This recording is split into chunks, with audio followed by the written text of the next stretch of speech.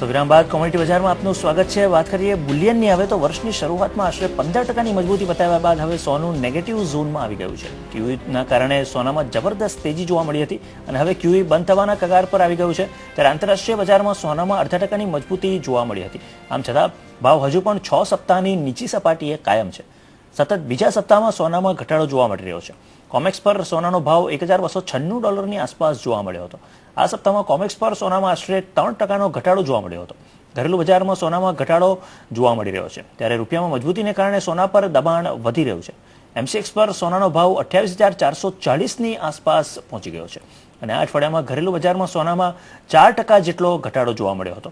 તો ખાસ કરીને બુલિયનમાં કેવો માહોલ રહેશે એના વિશે ચર્ચા કરવા માટે અત્યારે આપણી સાથે હવે જોડાઈ રહ્યા છે નોન એગ્રી કોમોડિટીઝના વેરાસિટીના સીઈઓ પ્રમિત બ્રહ્મભટ્ટ. પ્રમિતજી, સ્વાગત છે આપનું શોમાં.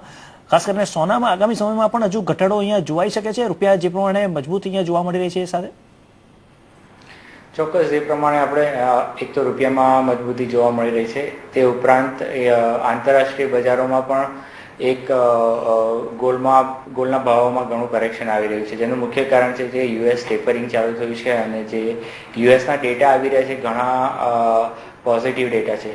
આ ઉપરાંત આપણે જોયું હતું કે જે ગોલ્ડમાં વધારો થયો તે મુખ્યત્વે યુક્રેન ક્રાઇસિસના લીધે થયો હતો, જે ઘણો ખરો રિઝોલ્વ થતો જોવા મળે છે અને તેના કારણે ગોલ્ડના ભાવમાં એક ઘણો તેજ ઘટાડો આપણે જોયો છે.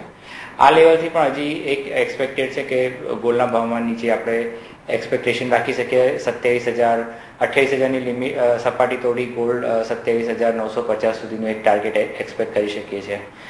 જો ગ્રાહકોને અત્યારે ટ્રેડ કરવું હોય તો 28,500નો સ્ટોપ લોસ રાખી 27,900નો ટાર્ગેટ રાખી શકે છે.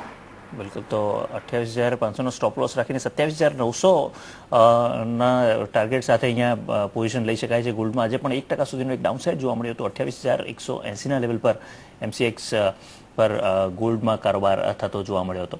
સાથે જ પાછલા વર્ષોની વાત કરીએ પ્રમિતજી, 2008થી 2012 સુધીના સમયગાળામાં સોનામાં તેજી જોવા મળી હતી. તેનું મુખ્ય કારણ યુએસમાં બોન્ડનું પ્રોગ્રામિંગ હતું. હવે આ કારણ જ રહ્યું નથી. તો આંતરરાષ્ટ્રીય બજારમાં તેની કેવી અસરો પડી શકે છે અને તેના કારણે ખાસ કરીને ઘરેલું બુલિયન માર્કેટનું ઓવરઓલ પિક્ચર કેવું લાગી રહ્યું છે?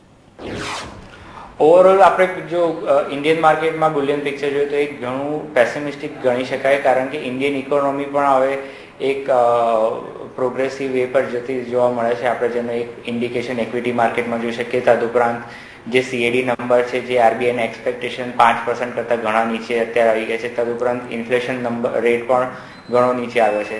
તો આના કારણે ફોરેન ઇન્વેસ્ટરો ભારતીય બજાર તરફ પાછા આકર્ષાઈ રહ્યા છે અને જેના કારણે આપણે આવતા આ સમયમાં ઇન્ડિયન માર્કેટમાં ફરી તેજીનો માહોલ જોઈ શકશું. જ્યારે ઇક્વિટી માર્કેટ અને બીજા બજારોમાં એક સારું પરફોર્મન્સ જોવા મળતું હોય તો ગોલ્ડમાં એક ઇન્વેસ્ટમેન્ટ કમ્પેરેટિવલી ઓછું થતું હોય છે, કારણ કે gold as a safe heaven ગણવામાં આવે છે. તો આપણે આગળ જતા મારા ખ્યાલ પ્રમાણે 2014માં જે 2013ના લોસ જોયા હતા 25,000 સમથિંગ ગોલ્ડના ભાવમાં, એના કરતાં પણ નીચે ચાલુ વર્ષમાં એક્સપેક્ટેશન રાખી શકીએ. બિલકુલ. તો ગોલ્ડમાં જે પ્રમાણે 2013ના લોસ જોવા મળ્યા હતા ત્યાંથી પણ નીચેના લેવલ જોવા મળી શકે છે. સોનામાં એ લેવલ પર રોકાણકારોને ખરીદીની સલાહ આપશો પ્રમિતજી? અત્યારે જે સોનાનો માહોલ બની રહ્યો છે, જે 2008થી 2013 સુધીમાં એક સોનામાં એક તેજીનો ટાઈમ જોયો હતો, જે મારા ખ્યાલ મુજબ હવે એનો એન્ડ આવી રહ્યો છે, કે જે સેફ હેવન તરીકે ગોલ્ડનો યુઝ ગ્લોબલી થયો હતો અને જે ગોલ્ડની રેલી 2008માં $800થી લઈને $1,900 સુધી ઇન્ટરનેશનલ માર્કેટમાં થઈ હતી, જે હવે એક ગ્લોબલ માર્કેટની સ્થિતિ સુધરતા એક સેફ હેવન તરીકેનો ઉપયોગ ઓછો થશે. એના કારણે ગોલ્ડમાં જેટલું ઇન્વેસ્ટમેન્ટ થતું હતું પર્સન્ટેજ વાઇઝ એક ઓછું થશે. તદુપરાંત ગોલ્ડમાં જે ઇન્વેસ્ટમેન્ટ છે એ બહાર કાઢી અને ઘણા બધા ઇન્વેસ્ટરો એને ઓલ્ટરનેટિવ ઇન્વેસ્ટમેન્ટ માર્કેટ જેમ કે સ્ટોક માર્કેટ કે રિયલ્ટી માર્કેટમાં પણ ઇન્વેસ્ટ કરશે. તો જેના કારણે મારા મત મુજબ ગોલ્ડમાં એક હેવી ઇન્વેસ્ટ કરવું એ સલાહ આપવા જેવું નથી, પણ એક એઝ અ પોર્ટફોલિયો તમે 5થી 10% સુધીનું ઇન્વેસ્ટમેન્ટ કરી શકો છો. પણ એ પણ એક ઘણું કોશિયસ એક તમારો કોશિયસ ઇફેક્ટ રાખીને તમે કરી શકશો કે એમાં વ્યૂ ઘણો પોઝિટિવ આવે, જે આપણે લાસ્ટ 5 વર્ષમાં જોયો તો એ જોવા નહીં મળે. બિલકુલ. તો સોનામાં ખાસ કરીને સેફ હેવન તરીકેનું જેનું સ્ટેટસ હતું એ ધીમે ધીમે ઓછું થતું જાય છે, જે પ્રમાણે પ્રમિતજી કહી રહ્યા છે. તો પોર્ટફોલિયોમાં એને એક 5 થી 10% એક ભાગ આપી શકાય, પરંતુ ખાસ કરીને કોશિયસ રહીને એમાં કારોબાર કરવો જોઈએ. વાત કરીએ ચાંદીમાં પણ એક ફ્લેટ કારોબાર જોવા મળ્યો હતો. કોમેક્સ પર ભાવ $20 નીચે પહોંચી ગયો છે. કોમેક્સ પર ચાંદીમાં 3%થી વધુનો ઘટાડો જોવા મળ્યો છે. MCX પર ચાંદીનો ભાવ 43,000થી નીચે પહોંચી ગયો છે. સ્થાનિક બજારમાં ચાંદીના ભાવમાં આશરે 4.5% જેટલો ઘટાડો જોવા મળ્યો હતો. તો ચાંદીમાં પ્રમિતજી હજુ વધુ ઘટાડો અહીંયાથી થઈ શકે છે?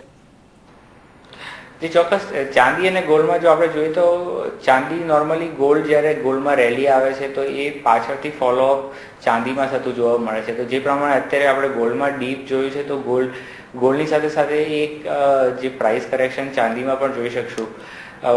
તો અત્યારે જે 42,600ની આસપાસ જે રેટ MCXમાં ચાલી રહ્યા છે, તો 43,000ના સ્ટોપ લોસ સાથે એક 42,050ના રેટ સુધીનો TP ટાર્ગેટ એક્સપેક્ટ કરીને એન્ટ્રી કરી શકાય છે. મુખ્યત્વે અત્યારે ગોલ્ડ અને સિલ્વર બંને એવી મેટલ છે કે જ્યાં આગળ સેફ હેવનનું સ્ટેટસ એક ઓછું થતું જોવા મળવાથી એક મંદીનો માહોલ રહેશે અને એના ભાવમાં પણ ઘણી વીકનેસ આપણને જોઈ શકાશે. તો બંનેમાં એક વસ્તુસ્થિતિ સેમ જ બની રહે છે કે એમાં આપણે વીકનેસ જોઈ શકીશું. બિલકુલ. તો ચાંદીમાં પણ સોનાની જેમ જ એક નીચેના લેવલ જોવા મળી શકે છે, 45,000 સુધીના લેવલ જોવા મળી શકે છે અને ત્યાં પછી એક એન્ટ્રી લઈ શકાય છે. આજે પણ લગભગ 1% સુધીનું દબાણ ચાંદીમાં MCX પર જોવા મળ્યું હતું. 42,550ના લેવલ્સ અહીંયા જોવા મળ્યા હતા. તો ખાસ કરીને